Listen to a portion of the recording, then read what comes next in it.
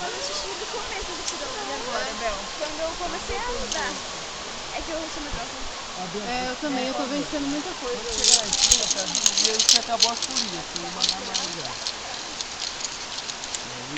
Pode sentar ali, eu quero falar pra você, ele você pode descer, eu vou dar um sinalzinho. E aí, estão acampando lá no camping ou estão no chalé? Acampando. Acampando? Legal, Aventura hein? total. Nossa, que loucura. Eu queria acampar. Eu e o Fernando, aquele outro cara que tá lá embaixo, mas ele tem o sítio. E lá embaixo tem o riozinho, direto. Toda sexta-feira quase a gente vai pra lá acampar. Tá, legal. Mas é no meio do mato mesmo, sem contato, sem telefone, Ah, sem é. luz. A gente vai chegar lá ainda, né? Por enquanto a gente tá meio a meio. Eu gosto de acampar, uma delícia.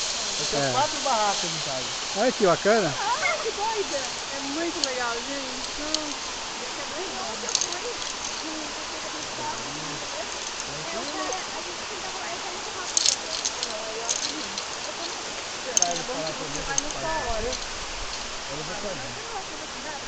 E lá tem um cara que te pega, você não precisa ficar com medo. Lá embaixo não pode te pegar, tá bom?